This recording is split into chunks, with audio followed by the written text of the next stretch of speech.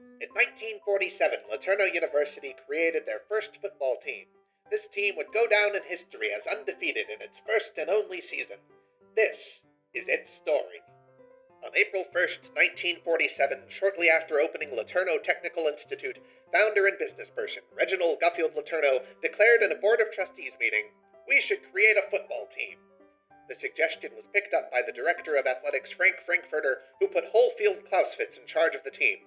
Clausewitz wasted no time and quickly drafted the school's top athletes into the newly created football program. Among these new players was Kurt Einstein, who would go on to be in the NFL as an accountant. When asked what he thought his team's chances were, Clausewitz replied, quote, "Ha ha ha ha, end quote. After months of rigorous training, it was finally time for Laterno's first game. Their opponents were the Kilgore Community College Calculators. In the first half of the game, the Calculators scored 312 points. However, Laterno's offense was not silent, as Chester McIntosh, defensive tackle for the Yellow Jackets, scored Laterno's first touchdown when he caught the ball after having tripped into the Calculators' end zone. By halftime, the entire Yellow Jacket team had been sent to the hospital with injuries ranging from concussions and torn ligaments to fractured skulls and broken necks. Luckily for the Yellow Jackets, the entire Calculator team suddenly got distracted by the Kilgore Rangerettes and walked off the field, resulting in a draw. The Yellow Jackets were still undefeated.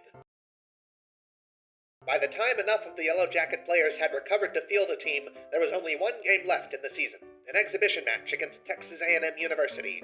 Luck was again on the Yellow Jacket side, as on A&M's way to Longview, a falling whale hit their bus, sending the entire team to the emergency room to be treated for falling whale-related injuries, with the exception of third-string kicker Lamont Savage, who sustained only a minor concussion and a broken arm from the impact. Despite having to forfeit due to a lack of players, Lamont suggested he would play the Yellow Jackets himself so as not to disappoint the fan who had come to watch the game.